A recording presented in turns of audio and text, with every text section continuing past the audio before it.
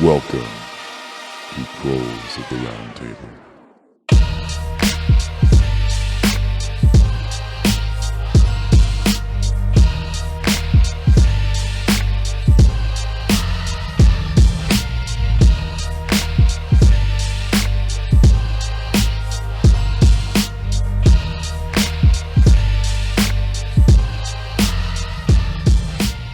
Hello and welcome to Proles of the Round Table, your bi-weekly dose of history without the liberalism.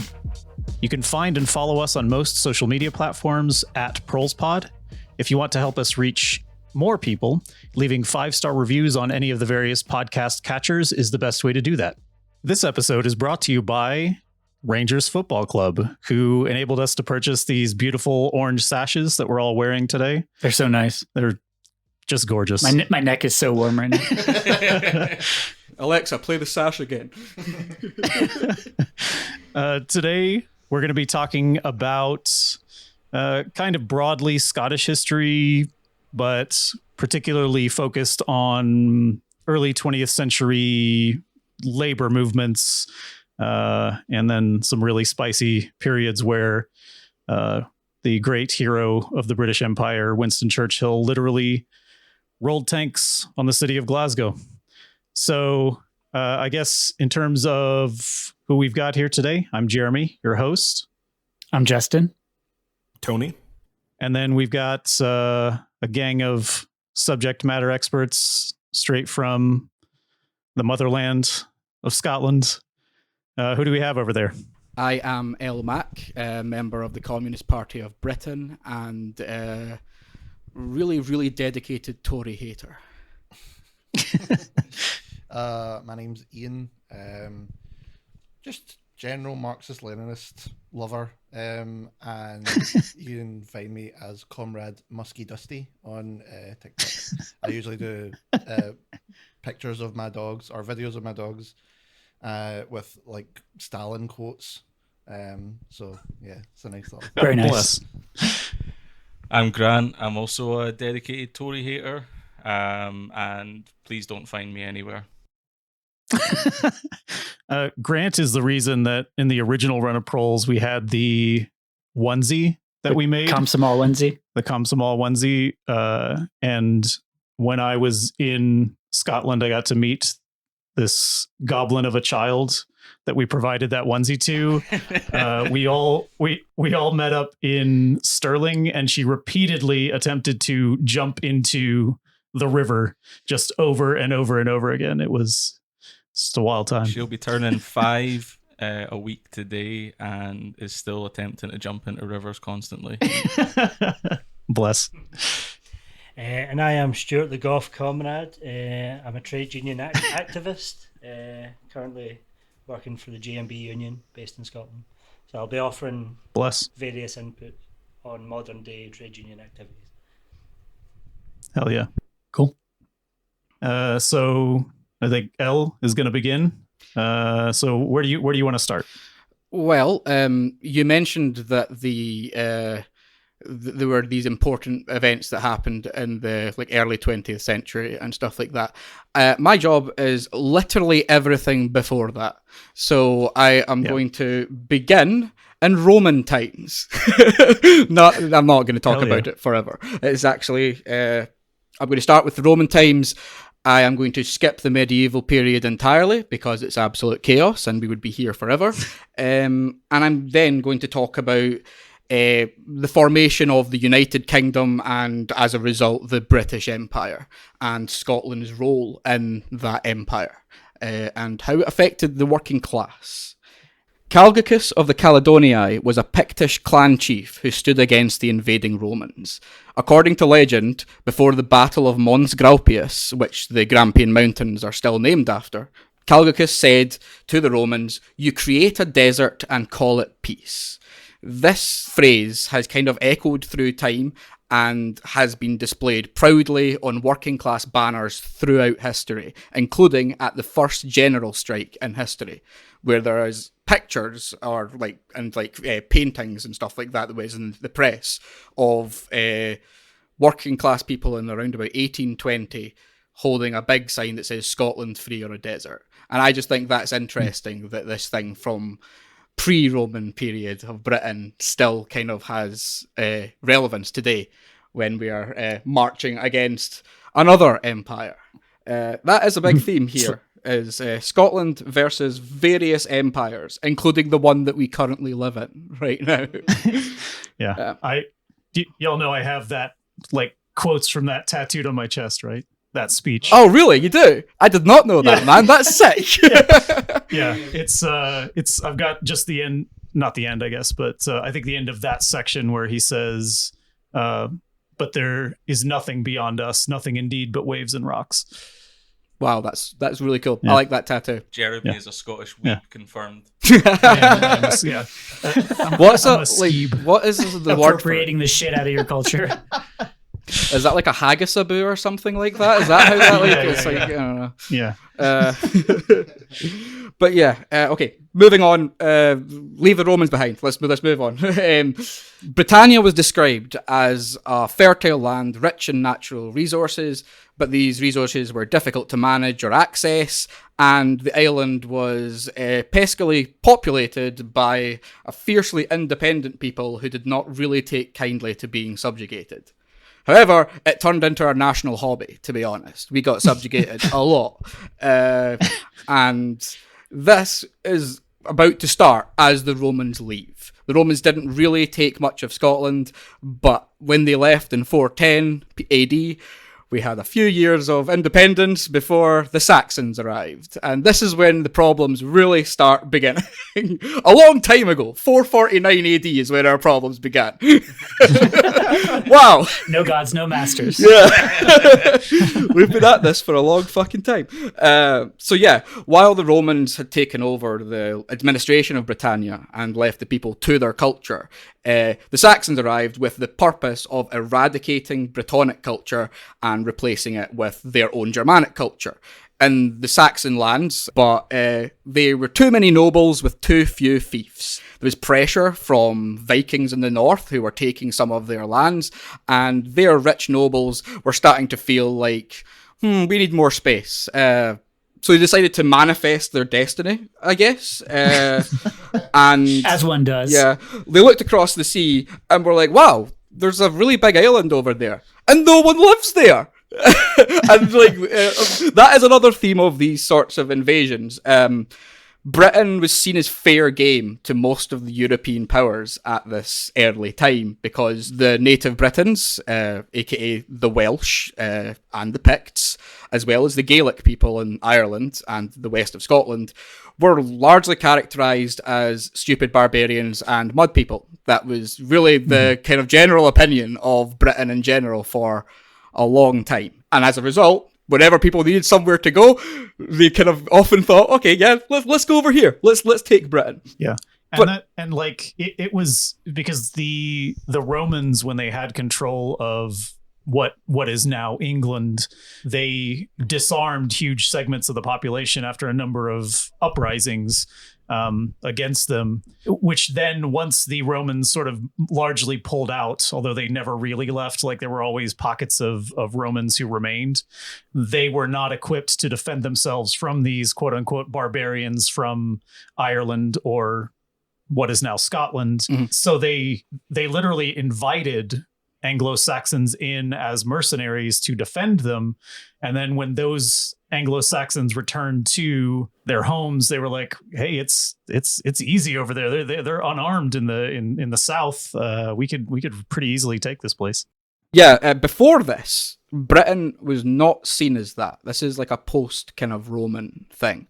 Right. Beforehand, Britain was actually kind of very well respected, especially in the era of the Celtic domination of Europe, shall we say. There was never a Celtic empire, but the culture spread across the entire of Northern Europe. And Britain was specifically the holy land of the Celts. There's a place in Wales called Inishmon, and that is the equivalent of like the Vatican City to the Celts. It was an independent druidic power. And that was what the Romans destroyed. And after that was destroyed, like, essentially, Britain kind of lost its relevance. But yeah, the Saxons believed they were superior to the Celtic people in a lot of ways. They didn't like their culture, thought they weren't making use of the land and their resources, and so they came in, killed off the local leaders, and called the native Britons, aka like the Welsh who they were coming into contact with, they called them foreigners. That's how they described the Celtic people of Britain that they got. So they arrived in their country and went, look at all these fucking foreigners. It's the most British thing I've ever heard. And now the most American thing. Yeah. Right. Well, Britain is America's abusive father, so it makes sense. Yeah. We learned by watching you, Dad. Although it feels like Britain's now kind of like sitting in a rocking chair and screaming racist things in the background. Let's get one of these in early. Death to America. Well, can we have a Death to America? Yeah. Yes, I've always wanted to say that. Yeah, let's do it. Death to America. Death to America. Now you're on a list. Yeah! On another list. Yeah. Yeah. I think I'm like... So, from the post-Roman invasions of Britain by the Saxons and then the Angles and the Vikings, right up until the advent of capitalism in the 1700s or so, life for the lower classes in Scotland remained largely the same. There were centuries of just small farming and fishing communities, with rent paid to tacksmen, spelt T-A-C-K-S, which is the precursor to a taxman with an X. But that was back then. It was a taxman. You paid your tack for your rent. Landlords owned a pocket of land and rented it out to, say, 10 or 15 different families. And what this meant for the common man, that people lived in a kind of tenuous verbal agreement with their landlord. And he could change his mind at literally any point and just throw them out for any reason. This was frowned on by the community, and there would be community backlash to this thing. But if the landlord had enough money or manpower to deal with that backlash, they could just act with impunity and do whatever they wanted. There were very few laws to hold the rich accountable, and this was the time of nobles and aristocracy. They would just travel the land doing whatever they wanted, and no one could really stop them except other nobles. In this time, only the rich could afford to have anything written down, and so all the histories reflect these as being normal, essentially. Even in the golden age of Scotland, before the invasion of the English and the wars of Scottish independence, likely pretty hard for the average person trying to get by. The Scottish lords and the leaders of the clans, while kind of presented as victims these days by the nationalists, were the forefront of oppression at this time. They're not these noble victims that are the SNP now often portrays them as. They chose this. Basically, they chose Britain. I think we do have quite a history as well of sort of trying to create heroes out of people who were tyrants to working people. Yeah.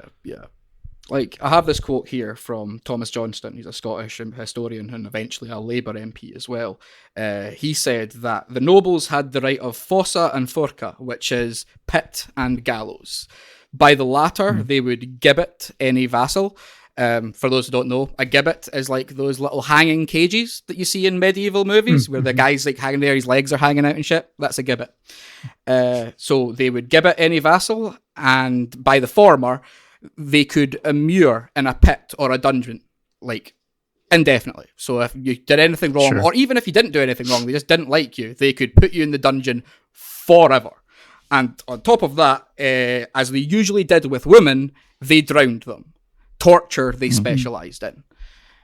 These are the same people who invented the witch hunts and the witch trials. These witch trials, or the ones experienced in Salem in America, were started by Scottish missionaries, and it was based on a lot of Scottish superstitions, such as witches float, etc. That nonsense that you see in Monty Python. Sure.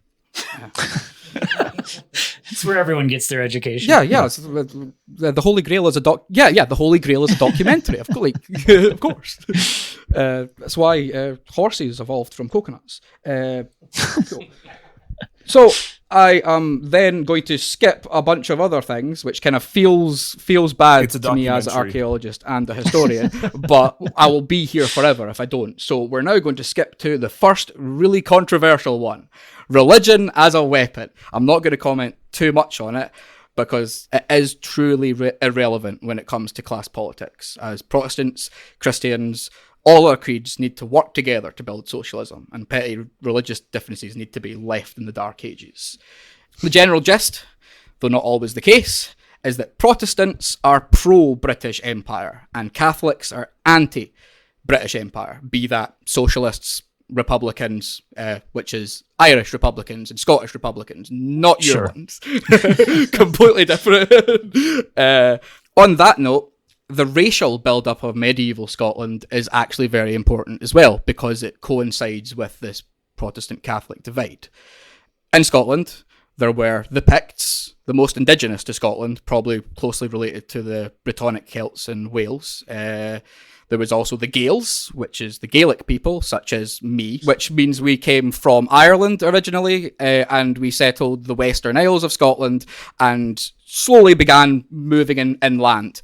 We came in contact with the Picts, didn't like each other at first, but we were like, yo, man, there's these guys invading from down south, and they're really, really annoying. Do you want to, get together and form Scotland? And that's what happened. Yeah, so the Gaelic people and the Pictish joined together and created the Kingdom of Scotland, basically, as a bulwark against the encroaching Saxons and English at that point. The year that Scotland was created. It was either the 10th or the 11th century. Yeah, actually, yes, yeah. So the Angles invaded Scotland around about 850 Sorry, AD. around so yeah, what year that would was make that? sense. Another racial group Yeah. entered Scotland, which is the Anglo-Saxons, and they entered by invasion or kind of when Scotland became part of the British Empire, just slow immigration from the south. This caused a big divide, and it's created this racial conflict between the Gaelic and Celtic people, who are majoritarily Catholic, and the Anglo-Saxons, who were majoritarily Protestant. Yeah, so paraphrasing huge swathes of history, the significant events surrounding this are the War of the Three Kingdoms, the English Civil War, and the adoption of the Church of England as the religious power behind the crown. This led to a shift of Catholics from positions of power to Protestants in positions of power. This was quite unusual for Europe. In the vast majority of cases, Catholics are the oppressors and everyone else is the oppressed. So it is odd. You get people from mainland Europe coming over here and being like, whoa, this is a very strange dynamic, having us be the ones that aren't causing the problems. Everything is backwards on this nightmare island. So the Church of England facilitated a huge propaganda war between the colonisers and the indigenous Celtic population of Britain and Ireland. The divide between Catholics and Protestants at this time was probably truly religious in nature, but whenever a lord comes across some land that's owned by a Catholic, they were always just like, maybe they shouldn't own that land. Maybe it should belong to someone who's good and Protestant, such as myself. That's kind of what happened a lot after the Reformation. For the working class, this kept Catholics in the lower classes, while Protestants were more likely to rise to positions of power. Landlords were often Protestants and treated their Catholic tenants with contempt. This has happened in Britain and Ireland. And as a result, republicanism, as it began to develop, became closely associated with Catholicism, which eventually led to things like Republican socialism with Catholic characteristics, such as James Connolly and stuff like that, and the Irish revolutionaries. Yeah, so politicising religion and football didn't really have great results for Scotland, but it needs to be mentioned and hopefully avoided for the rest of the discussion, but it's going to come up. It's going to have to come up. The football propaganda. It is an important thing to notice as well, that even back in Roman times, the red chariot racing team tended to vote for Caesar, and the blue chariot racing team voted for Caesar's opponents. And the government noticed this, and therefore they used these sports teams to spread propaganda. This still happens to this day here. Sure. I don't know if that happens in America. Do you guys have like really politicized like American hand egg teams and stuff? But like, it's not really like there are teams that are divided by politics, but it is certainly true that the U.S. empire uses sporting events to spread propaganda. It is extremely common for U.S. warplanes to fly over American football stadiums before the game starts. Yeah, there's also like a baseball owner that's requiring, I can't remember which team, that's requiring his players to kneel for the national anthem, right? Shit like that. Yeah. Oh, yeah. So, 1696, the United Kingdom had not been formed yet. But King William II of Scotland was also King William III of England. And this is King William of Orange, the original Orange Man Bad. Except literally, though. Yeah, like literally. Patriarch of House Hanover. And his main concern was that England had a very, very thriving economy at this time. It was the birth of the Industrial Revolution. Things were starting to move there, and they were starting to bring in real money that had never been seen before by the empires. So, King William was pretty happy with England and the way it was going. He had some affection for Scotland, which he had inherited and wanted to desperately keep while never actually visiting. And he would let Scotland try some things, but he would usually favour his holdings in England or Holland. Didn't he get the crown through his wife, though? Yeah, succession bullshit. It's all fucked. Yeah, he was not. But that's how the Hanover dynasty took the crown of England, though, was through his marriage to someone who was vaguely related to the line of succession, which is wild. I'm going to be real with you, man. The entire laws of succession, no matter what they are, they're all bullshit. Every single one of them is bullshit. There is no true ruler. I think if they followed their original rules, then the King of Britain should be the current Prince of Luxembourg or something ridiculous like that. Right. Like he's the last descendant of like Bonnie Prince Charlie and the Stuarts and things or something. Scottish nobility were not as wealthy as the English, and this bothered them. The Age of Empires was well underway at this point, and Scotland was struggling to compete with England in the trading game. There were many famines. There was the succession crisis for Orange Man Bad, and the War of the Three Kingdoms left Scotland just like depleted in population and in cash. Half of the remaining nobles were for the Hanoverian succession, while the other half were unsure or against it. As a result, some Hanoverian supporting nobles came up with an idea to convince the unsure nobles of the Hanover's prosperity and success, while simultaneously increasing the wealth of Scotland. It was seen as a win-win scenario. They wanted to create a Scottish competitor to the East India Company.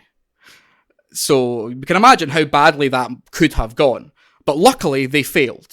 Luckily. Womp womp. That's because it was hugely opposed by the English. The English hated the idea of the East India Company having a very close competitor. So they committed acts of economic sabotage. And King William, who allowed this to happen, apparently just didn't notice. He wasn't paying attention. They passed a law in Parliament called the Navigation Acts, which limited the amount of business that could be traded in northern ports, including Scotland. And this actively conflicted with their idea of creating an East India Company competitor. But they still did it. So it was essentially, it's just like faction infighting within capitalism. They're all under the same king, but the English wanted English people to get more money and Scottish people to not have more money. That was the attitude of the nobles at the time in Parliament, because Parliament was 100% nobles, 100 or some members of the clergy. No working class whatsoever allowed in Parliament.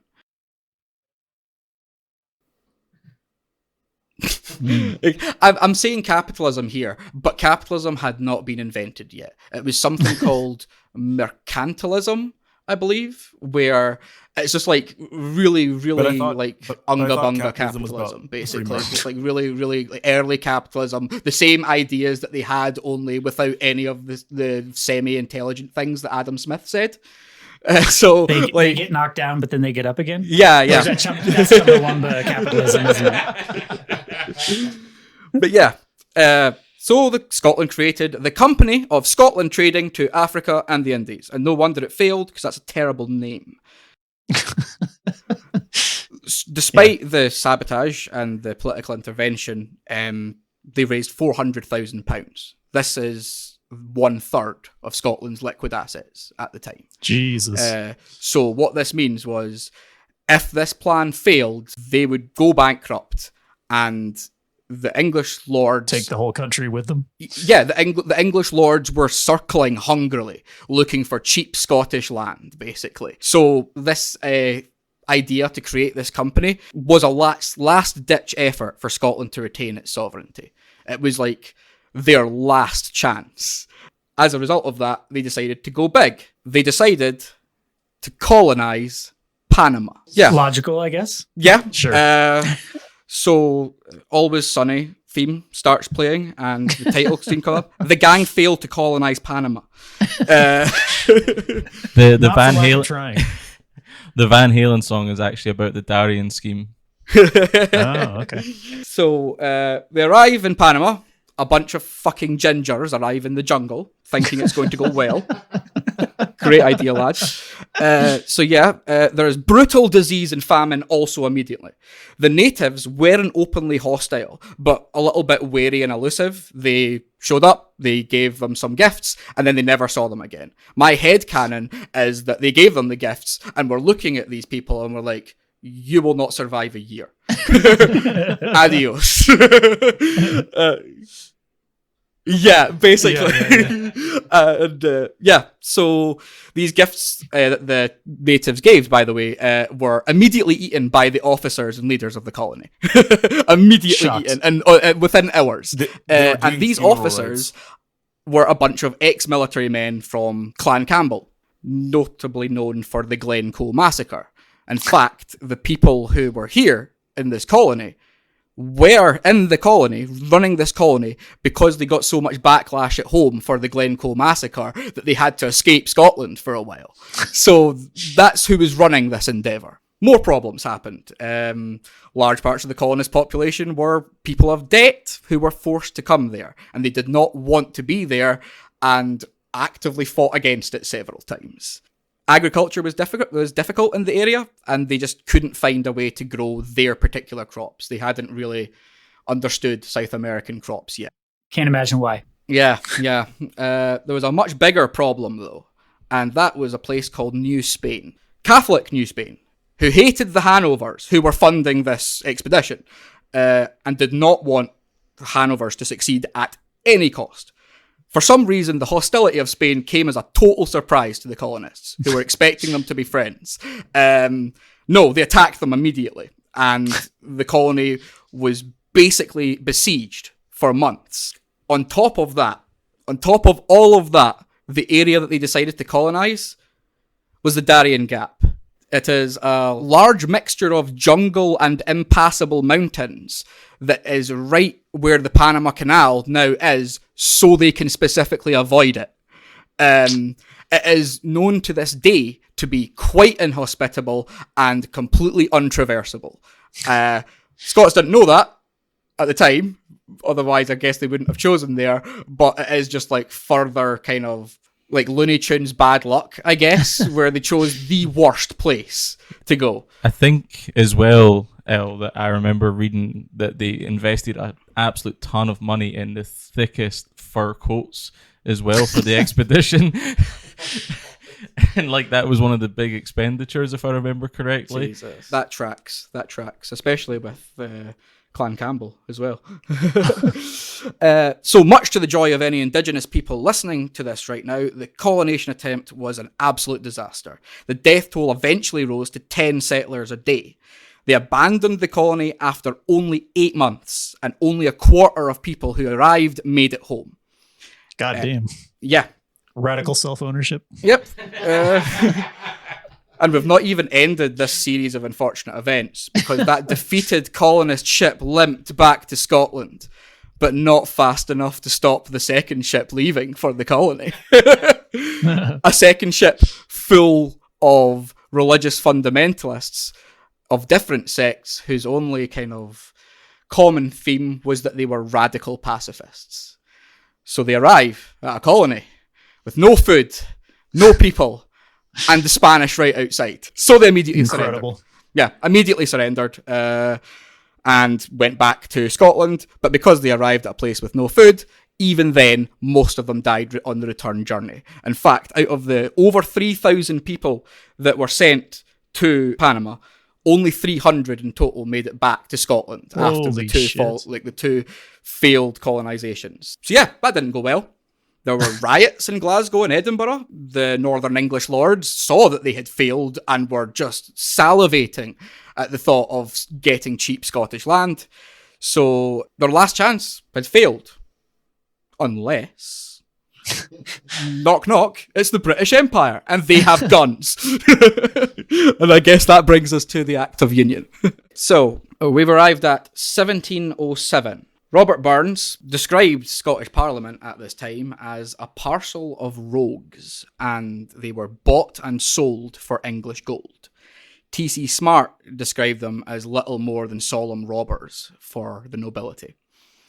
The Parliament was 100% nobility and clergy, and when the Act of Union was proposed by the English, this was discussed solely by the nobility and the clergy. Nobody else got a decision, and in fact, the general public opinion was overwhelmingly against this. This starts a kind of general theme in Scotland as part of the British Empire, where no matter what they want, they get what England wants. Yeah. Yeah. So one of the things that sort of amazed me about Scotland is that you allow, or you specifically, Elle, you allow immigrants to vote, which I think in a general sense is good policy. Like if you're an immigrant in a place, you should be allowed to have your voice heard, I suppose. But the vast majority of immigrants in Scotland are English. Yeah. So when the referendum of whether Scotland should leave the United Kingdom came up, it was largely English people who defeated it. Yeah, there was also things about people who were not living in Scotland at the time could vote on this, which is fine in a lot of cases. But in some cases, it led to English people voting on Scottish matters despite only having lived there for a short time in like the 90s or something like that. There was mentions of that, but I can't comment on how true they are. It's just these are the things that go around after the failure of the referendum, the first time in history that a country decided to be dependent rather than independent. I feel like that sort of theme is like sort of hilariously adapted to the Brexit thing, because they did the same. And so like in Gibraltar in southern Spain, it's basically like a British colony. And it's funny because a lot of the sort of English people that live there voted for Brexit. Yeah. And they live in Europe. So it was hey, what are you doing? Remember what I said about this? Yeah, remember what I said about the Saxons calling the Welsh foreigners? That's basically Gibraltar. It's like they're in Spain, and the British are always like, why is there so many Spanish people here? It's really weird. They speak a weird language that I don't understand, no matter how loudly I shout it at them. But yeah, so the Earl of Roxburgh in 1705 said that the motive for the Act of Union would be trade for most. The merging of the markets of England and Scotland would create the largest economy in Europe. So that was a really big motivator for the early capitalists and the nobles. Other motives were religious people who were Protestants would want the Hanovers in control rather than this uncertainty that the Stuart line might return to Scotland and return a Catholic to the throne. And the other motivation was the British aristocracy promised to not only retain the Scottish nobility's positions, but to help secure them further with the powerful English army and the Redcoats, specifically against the rioting working classes. This would allow them to access the huge market of the British Empire, which was really fucking important for them at this time, considering they were completely bankrupt. So their original endeavour had failed. This was their backup plan. Instead of being annexed by England, create a possible union of countries. Didn't work out that way, but that was what their motivation was at the time. I found some really interesting stuff kind of related to that as well, because after the Act of Union, I managed to find quite a few ships that were leaving from the port of Leith to engage in the transatlantic slave trade, which I think is something that wasn't quite as allowed under when Scotland was a separate country. Sort of getting in on like what was a more English style economy, English style culture started to be spread throughout Scotland, actively replacing the Gaelic style clan system that existed. It wasn't too intense at this point. It was just the Kirk of Scotland and the Church of England started a campaign called the Society for Promoting Christian Knowledge, which sounds really good, right? Yeah, so they were going around spreading rumours that like Catholics were secretly pagans and all that stuff, and kind of forced conversions, and if they didn't convert, move all the Catholics into the one place to keep them contained, basically. The economy did not recover quickly, much to the chagrin of the English and to the disdain of the Scottish nobles. New taxes on salt, meat and most exports created strife and just complete bankruptcy across Scotland. It wasn't going well for Scotland at the beginning of the British Empire. So hopefully nothing disruptive like a rebellion happens, right? Anyway, on to the Jacobite rebellions of 1745. See, I'm skipping through all this history. It feels really weird to just kind of glance over huge, important parts of history, but it's going to need to be done. So yeah, the Jacobites. These were the people who supported the old rulers of Britain, which is the Stuart dynasty. They claimed that BPC, who is Bonnie Prince Charlie, is the true king of Scotland and also England, and should be the rightful rulers of the land. And if he comes back, then he will get rid of all the evil Protestants, and the Catholics will be on top again.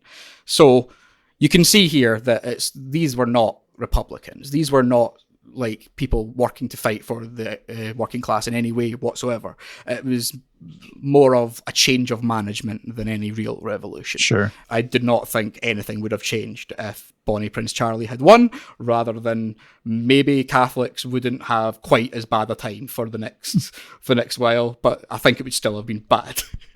Can we just discuss how Elle talked about Bonnie Prince Charlie as BPC, like notorious BPC? Yeah. Like, that's literally why I did that as well, because whenever I write notes, I just write really fast and BPC comes down, and I did motherfuckers come on. So, is everyone keeping up with the Game of Thrones bullshit? You remember all the stupid house names and all that stuff? Like, sure, House Hanover, House Stuart. If I translate it into liberal, the Hanovers are the Targaryens, and the Stuarts are the Baratheons, or something like that. No one's really keeping track. We don't care. Oh, Yeah, I don't know, but like Scotland gets triggered by Harry Potter these days, because you can't go anywhere without people from your part of the world walking up to us and be like, "Oh my god, it's just like Hogwarts!" Yes. And it's like, "This is like Greg's, ma'am." Sausage Rollius. Yeah, so Bonnie Prince Charlie gathers support in France and Italy to put a Catholic back in the throne of Britain. Most nobles realised it wouldn't work, because the English army was the strongest army in the world at this point. They were like, you have no chance. But some did. Some from France and Italy and also Ireland joined up with Bonnie Prince Charlie, and he arrived in the west coast of Scotland via the kind of north of Ireland, expecting to pick up more local armed supporters when he arrived, because he had heard of the support that he was given by the Scottish working classes and things. This, however, did not happen. Failed uprisings and repression famine and deportations left previously populated areas of Scotland practically empty, and they arrived to empty villages or villages that were not receptive to him at all. He found a few. There was a few of these little Outlander-style clans hanging about who joined up, but he did not get the support that he was expecting. And in typical noble royal fashion, he was like, "Fuck it, let's do it anyway." So yeah, despite a few promising early victories, he failed to capitalise on those, and the last stand was at the Battle of Culloden, also known as the battle where Scotland died. Bonnie Prince Charlie's army was completely decimated by British cannons and cavalry. Those who fled the battle were cut down without mercy if they were wearing tartan or clan colours, but mercy was granted to those of Irish and European loyalties. James Wolfe, the guy who went on to conquer Quebec for the British, said that we had taken hundreds of Irishmen prisoner, but not one Scotsman. As few prisoners were taken of the Highlanders as possible. Prince William, who is the son of King William, Orange Man Bad, led this battle. And he was known for being a butcher. He just loved to fucking slaughter those natives. That was his favourite thing to do in the world. All over the British Empire, he was doing that. And Lieutenant General Hawley, one of his close associates, said that they cleared the country for 3 miles before them and made great slaughter every way. So not only were they massacring civilians and burning farms, they were talking about it openly because they genuinely felt that this is what was the right thing to do. And this was the end of Scotland as a power. Now they were in the British Empire. This rebellion was seen as the last straw, and Scottish culture, the clan system, Gaelic in Scotland, but Gaeilge, the Irish language, was also outlawed in Scotland. Tartan was outlawed. Essentially, all the things that made Scotland unique were outlawed, and it remained this way for over 70 years.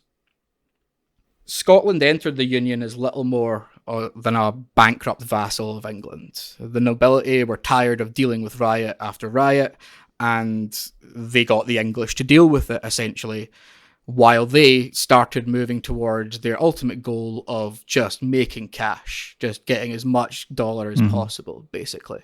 Okay, so the nobles wanted to make money, and they were rapidly realizing that England had changed its economy from providing the resources needed for the population to a profit-based economy. And that meant that landlords in England were no longer getting all of their income from people. They were no longer taking rents from people.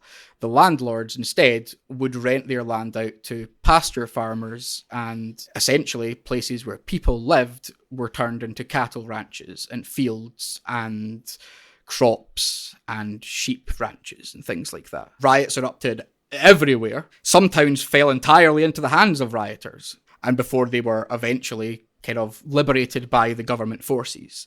And this is a really important point for feminist history in Scotland, because this is the damn rebel bitches, as they're known, the women of the 45, the female supporters of the Jacobite uprising, who did a lot of work. Between 1711 and 1718, there were at least 4 major incidents involving virtually all female crowds, and women were at the forefront of many of these rebellions at this time.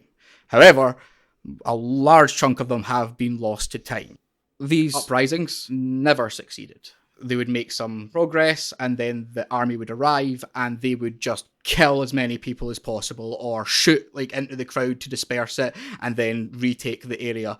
The divide between the working class and the government forces was insurmountable, absolutely massive. They were coming in with entire regiments of cavalry and cannons and muskets, and the working class were armed with their grandfather's pike from the War of the Three Kingdoms, or farm equipment, or even the tools of the trade in the cities.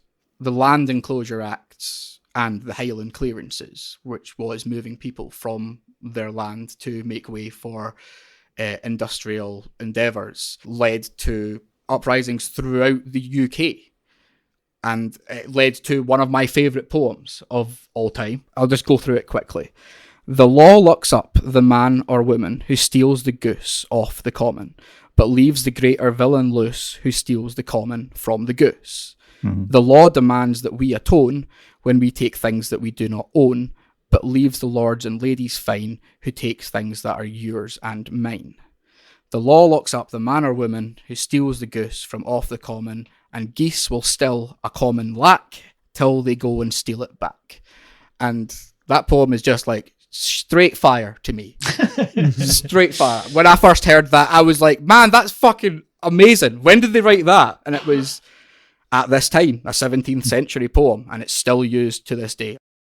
So I did a bit of studying on Highland clearances and resistance to it, and I thought there was a few really interesting factors, some of which was that there was massive resistance, and as that resistance grew and was more frequent, the army was sent in more and more frequently rather than debt collector or, landlord themselves. And then some clans started to realize that the army would sort of be caught off guard if women met them.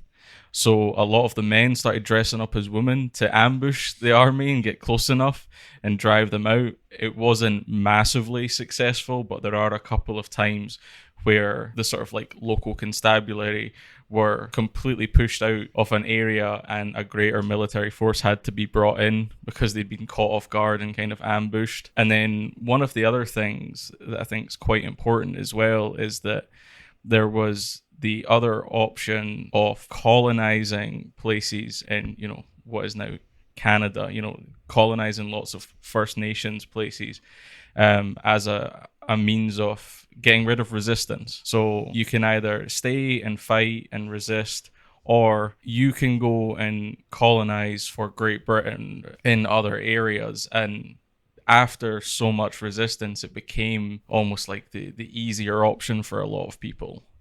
Yeah. I studied a lot about the Highland clearances and then decided to omit all of it because, it's the same story over and over and over again. It's like in 1750, 1/3 of the Scottish population lived above the Highland line, and now it's 5% of the population. Every valley and glen had villages and townships that had been there for thousands of years, but the Highland clearances essentially took the entire population of Scotland and focused them in the towns and cities. Edinburgh tripled in size in 20 years. Glasgow tripled in size in about 30 years. And the landlords were making bank. They were feeding the empire with Aberdeen Angus beef. They were clothing the empire with wool. Like, this was a really big boon to the British Empire. It was cheaper to make these things elsewhere. But having like a production zone right next door to equip the British Army before they even set out to the colonies was incredibly handy for them. And I think it's not really discussed much, but I think it was a really, really big factor in the success of the British Army. They arrived well equipped with high quality goods that were not seen elsewhere in the empire. Because the Act of Union had merged the market of Scotland and England, and therefore the empire, which makes way to that Animaniacs meme, where he's pointing at the map, and it's like, so what markets do we now have access to in Scotland? We have England, Ireland, India, South Asia, Australia, New Zealand, large chunks of Africa, colonies in America, but not for long, and Canada. So this was an unending source of money for the Scottish nobles now. After a rocky start, they were going to start making some serious cash, and that was facilitated by the arrival of the Industrial Revolution, the creation of factories, and these factories were just beginning to get built in like Birmingham and Manchester and London at this point. So these were new, and the Scottish nobles started doing that as well. Glasgow filled with factories, Edinburgh filled with factories, weavers, coal mines, and industrialization and resource extraction truly began at this point. And it's like the early sort of capitalist industrial revolution everything is still primarily steam powered. A lot of power plants are still steam power plants, in spite of the fact that they may be heated by nuclear energy or coal or whatever. But the initial source, the fuel for these fires that made this steam in the early Industrial Revolution, was wood, and it destroyed Europe's forests. And it started because the Industrial Revolution really kicked off in England and then was exported to Ireland and Scotland from there. The existing forests, and Ireland and Scotland were covered in trees. They were just destroyed. All of these sort of indigenous plants, all of these trees were just cut down for fuel to build capitalism before transitioning to things like coal or oil or whatever. And at the risk of going off on a tangent, that destruction of the old growth forests in the UK are causing serious environmental problems. At the same time as clearing these old growth forests with all their indigenous plant life and animal life, the Victorians started planting Victorian style forests, which were just lines and lines and lines of monoculture trees. Where I'm currently working is right next to one of these Victorian forests, and when you're walking through these forests, you can't say, I know where I am. You just don't. They all look exactly the same, and they're all over Scotland now, and all over England. It's a kind of a staple, and it's the Scottish pine trees, which I believe they did bring over to America and Canada. Like Scotch pine, you guys do have those, right? Yeah. Mm-hmm. Yeah. So that was the Victorians who brought those over and started planting them in the same style with just like monoculture forests, and that decimated part of your ecosystem as well. So I just want to say, we also brought over Scotch tape. Did we? Scotch pie? Scotch pie, Scotch tape, Scotch whiskey. Whiskey. That's actually true. But So all the population began to move to towns, willingly in some cases, but largely unwillingly. They were forced towards there to populate the factories. And this industrialisation of Scotland was one of the fastest industrialisation and urbanisation rates in Europe. Scotland transformed from a rural nation like Ireland to an industrial nation on par with England within 20 to 40 years. This is a rate of industrialisation only seen in socialist China. It was the fastest a country has gone from nothing to being completely industrialised in history. Basically 20 to 40 years to get right up and running at the beginning of the Industrial Revolution. Yeah. William of Orange's 5-year plans. All of this stuff, like with the industrialization, displacement of people, so this was all seen as a good thing by the ruling classes, and history records it as being a good thing. It is seen as a time of great prosperity.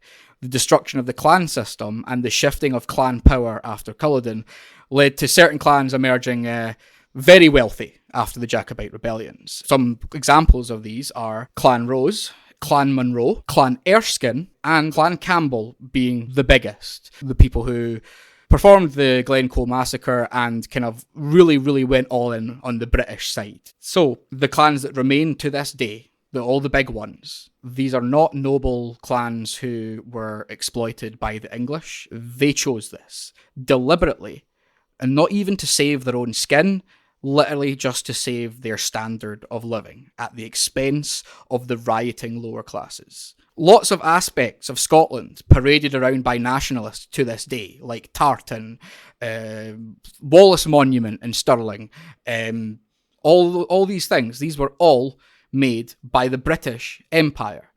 Tartan and the clan Tartans we see to this day were handed out to the clans when Sir Walter Scott, a proud Tory, by the way, what a cunt, invited all the leading clans to attend Edinburgh Castle and choose a clan tartan in a very grand kind of ball. The Tories and the English nobles had seen that there was like a kind of Scottish Romantic era appearing Sir Walter Scott's writings, Arthur Conan Doyle, a bunch of Scottish poets and stuff like that. And the nobles in London saw this and said, tartan's been illegal for 70 years. We can give it back to them now, but let's make them pay for it. And there is Scotland's kind of shortbread tin tourism origins for you. It was the Tories, which is quite a thing that would annoy a lot of nationalists if they really looked into it. Even the whiskey industry as well, like all the big whiskies were funded by the Tories when they got started. Glenlivet. You're going to break Jeremy's heart here. I know. Just lie to him. I mean, whiskey has been a staple of Gaelic culture since like well before, like in the medieval period. Like the Irish invented whiskey in like the year 400 or something like that, then didn't have another invention for 1,000 years. And I think that's really funny. That's the funniest fact I've ever learned. It's great. And really tracks with us Gaelic people, to be honest. So Scottish culture, while at odds with the current British climate, was at the forefront of the empire for a long time. Many indigenous people across the world would see kilts and Union Jacks and see no difference. It seems terrible now, especially to Scottish people, seeing that connection, but they would, like, that is how it would have been back then. Despite them all being within the bubble of the British Empire, the infighting never really stopped. Scottish MPs were constantly needing to be placated by the English MPs to prevent them from throwing spanners in their works, but that also meant that the Tories and the English government really, really secured the position of these nobles. Scotland was the most right-wing, least democratic part of the UK at this time. And that's because its politics were decided entirely by the wealthy. 100% of its politics were decided by a very small amount of people, and there was no opposition. No opposition whatsoever. And those goals did not align with the public, which is another reason why Scotland has a kind of reputation for just constantly rebelling, constantly uprising, that sort of thing. The nationalists to these days often portray the Scottish clans as being noble and exploited, and the Black Lives Movement recently have actually named that movement for us, which I thought was hilarious. It's called the It Wasn't Me movement. It's where Scotland pretends it played no part in the slave trade, which it does. It really pretends that it had no part in the slave trade whatsoever. But I will get round to that. So yeah, the conditions in the towns for the working class were among the worst in Europe. Incredibly overcrowded in the cities. Meanwhile, the poor were suffering the contradictions and problems with a rapidly industrialising nation. The rich were enjoying a thing called the Scottish Enlightenment. This has created figures like the most famous Scotsman besides William Wallace, Adam Smith. Can I get a boo? Can we get boo? Can someone edit in boos? So yeah, speaking of slavery, we're now onto that fun topic. Glasgow ports took in hundreds of tons of slave-picked cotton, slave-cultivated sugar, and slave-grown tobacco. While the city itself did not see many slaves, that was largely because it was the last stop. They had all been sold. I'm sure there were some, but it seems like most were already sold in America and stuff like that at this time. 11 mansions and many of the British Empire buildings were built by proceeds from the slave trade. Whether actual slaves built the buildings or not appears to be disputed, but like, let's be real, they fucking did it, didn't they? They had to have done it, right? It's the British Empire. Yeah, they totally did it.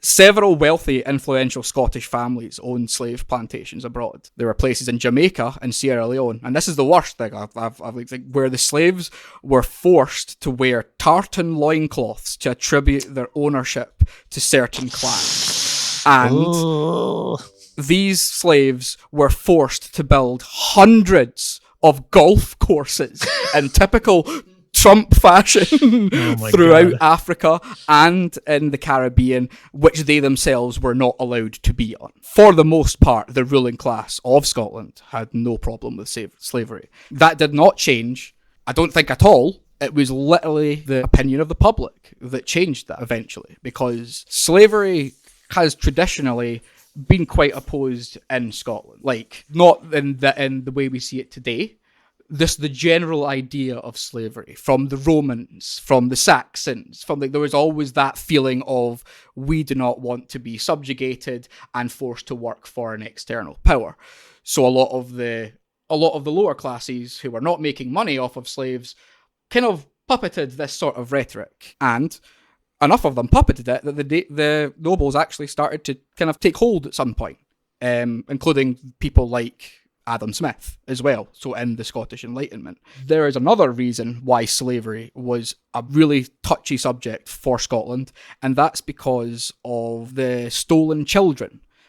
In big cities, with lots of unattended children running around, business owners would snatch children who were unattended in the street, and they would put them on a boat and send them to Canada or America to work as indentured servants. So they were essentially like 5-year-old children, 6-year-old children were just grabbed and dumped on a ship to go over there. So yeah, once again, Scotland's hands are not clean in this. The "it wasn't me" movement is incorrect. We played a huge part in the slave trade, and it needs to be recognised. And the Black Lives Matter movements have done some really, really good work in the past 10 years getting that recognised. So there was a major gap between the ruling classes and the working classes, both in offensive capability and also in wealth. All strike action in opposition to the nobility's wishes was met with swift repression by the best army in the world at the time. And this led to infamous protests such as Peterloo, which is an English protest where they sent in the cavalry to attack peaceful protesters. They a full cavalry charged the light brigades on unarmed protesters, basically. There were similar things happening in Johnston, Strathaven, and Lanark in Scotland. They were met with less flamboyant but similarly aggressive responses. Caligula's quote began showing up at a lot of these protests. At the same time as republicanism was beginning to grow, the French Revolution and the American Revolution sparked hopes among the working classes to have their own, basically. While Ireland was struggling for its own republic, Scotland was as well. They even tried to time a dual uprising in Dublin and in Glasgow, and it went even worse than the Easter Uprising, and everyone was arrested, killed or deported to Australia and Canada before the uprising had even got started in 1820. Chartism is a kind of adjacent movement that grew alongside republicanism. In 1832, more people were franchised in Britain. I think it went from 1 in 12 being able to vote to 1 in 6 men only at this point. And the Chartists were the people who wanted working class participation in Parliament. These were the guys that led the springtime of the peoples. The 1848 revolutions were led by people like the Chartists, who were demanding a voice in society. The Chartists in Britain were almost trots.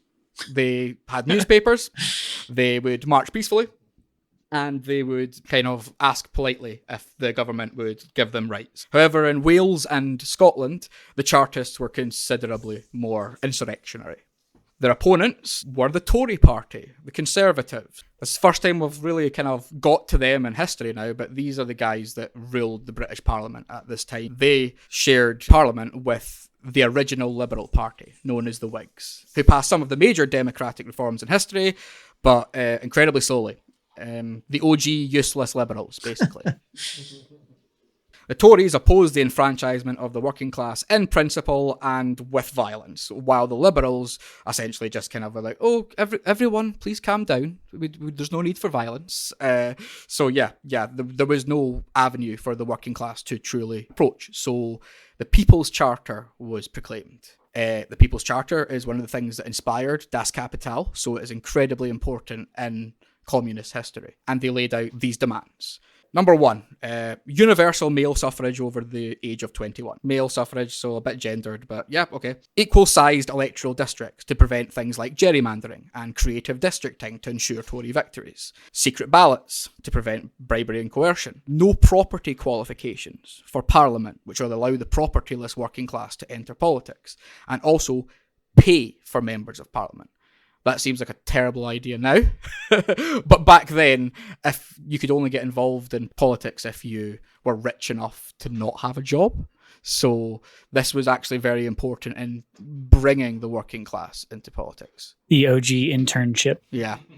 And their sixth point was the wild one. They wanted annual election, which is just madness. These demands they made are just democracy. This is what is portrayed as normal in Western society today. I'm sure there were a lot of very red-faced women with veins bulging in their foreheads standing just out of shot as these like demands were made, especially seeing as they led half of the revolutions. But yeah, at the time, democracy was viewed by the ruling classes as dangerous and a scary American or French idea that British people are too intelligent to think about, basically.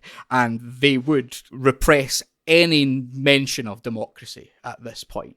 We had a constant. So in June 1839, the first Chartist petition was presented in London. 1.25 million people signed. The petition was rejected, the people rioted, and there was immediate violent repression. May 1842, the second Chartist petition was presented in London. 3 million signed. The petition was rejected, the people rioted, and there was immediate violent repression. April 1848, the year of mass uprisings across Europe, the springtime of the people, as it was known, the birth of democracy as we know it today. This was happening while the Chartists prevented their third and final petition. 4 million people signed the petition. Do you guess what happened? Was there violent repression? No, actually. Oh, okay. It was rejected, but there was no riots. Upon seeing the sheer military force surrounding the crowds, the Chartists just surrendered and, fearing another Peterloo, they just returned home peacefully. However, in Wales and Scotland, they rioted, and there was violent repression. So, really, there certainly is a theme here. In Glasgow, specifically, there was a huge riot because the government promised soup kitchens, as Glasgow was in economic recession, and there was mass unemployment and starvation across Glasgow. Like, children were starving in the streets of Glasgow in 1848. The government promised to bring in soup kitchens and charity, and it just never happened. They just never materialised. So the riots retaliated, and 6 people were shot and killed. There was a general feeling of pessimism in many cases. Rioting always led to deaths and maimings, which meant they couldn't work to provide for their family, or forced relocations to the far points of the empire. The population centres were being weeded of their radical elements, and they were being scattered across the empire. Political reform also didn't work. The Chartists tried and were denied and denied again, met with similar shows of force, ridiculed by the press, and it seemed to have virtually the same result. While the building blocks of socialism were being laid by these groups, the foundations of police states were also being laid. And that is a big thing to realise and why a lot of these uprisings failed. But again, I thought capitalism was a peaceful economic system. Oh yeah, we don't have that didn't have to be forced on anyone. Yeah, we no, there are no police, no secret police in Britain. Definitely no secret police in America. We just call them plainclothes officers. Okay. But at this time, a secret police was not even seen as a bad thing. In fact, the science of repression was beginning to improve. Like, people were giving talks to the aristocracy saying, here is how I can prevent you from being deposed. If you hire my company, or my secret policemen, etc., we will infiltrate unions and sabotage them or make them look terrible so that nobody likes them. Strikes were sabotaged and misdirected, messages weren't delivered, essentially all the things that we kind of associate with like the Pinkertons and stuff like that. These were proto-Pinkertons, basically. That's the name, right? The American strikebreakers? Pinkertons? The Pinkertons. Also, in a kind of similar way, this is the birth of things like Keeny Meeny and things like that as well. Like these private companies that went across the empire and hired by people from the empire to essentially clear some land or get rid of the uprising population, basically. Yeah. This was an enemy that most revolutionary movements had to face, the secret police. But in the case of British history, the government forces have just simply been successful most of the times that they have managed to sabotage or respond to revolutionary events, such as the Battle of George Square, which we will be discussing later. The government forces, just by luck of the draw, I guess, or having a better secret police than the matter of like Russia or something like that. They always managed to succeed in catching revolutions before they started or just when they started. But there was something else happening alongside this. At the same time as the Scottish Enlightenment, education was becoming more available to the lower classes. More people were literate than ever before in Britain. Scotland boasted an impressive 75% literacy rate, which is astounding for the time. And this educated working class led to stronger unions and a culture of unions in Scotland.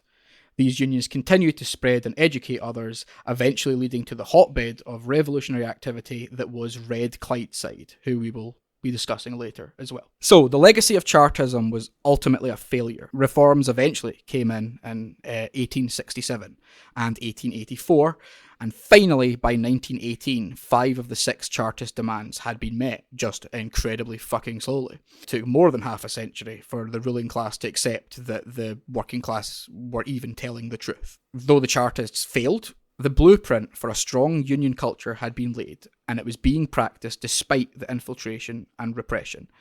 It was this union culture that created a strong and working class that knew their shit, understood the government was using propaganda, and simply didn't believe it. This is one of the main reasons why Marx and Engels chose to live in Britain. It was a stark case study of contrasts between the rich and the poor. The working class was large, dissatisfied, and disenfranchised, and they were educated enough to develop vanguards. And that's why, if you asked early socialists around about this time where you thought a revolution would happen, most would say Paris, some would say Berlin, but many would say London or Birmingham. And I certainly feel that Glasgow could have been in as a good answer as well. We failed in the end, like we have with quite a lot of things in this podcast. But I still think that Glasgow did have this huge revolutionary atmosphere, and that's what attracted Karl Marx and Engels to Britain. All right, so this episode ran a little bit long, so we're going to end up splitting this into 2 parts. The second is going to carry us sort of from the modern era all the way to the incident that I mentioned at the beginning with the tanks in Glasgow and Churchill and all of that. I want to thank Elle so much for providing the bulk of the expertise today. I want to thank all of our listeners. If you have any questions, comments, or episode ideas, please email us at prolspod@outlook.com. Please follow, review, like, all that algorithm stuff. We will see you in 2 weeks. May the specter haunt your streets, and solidarity forever.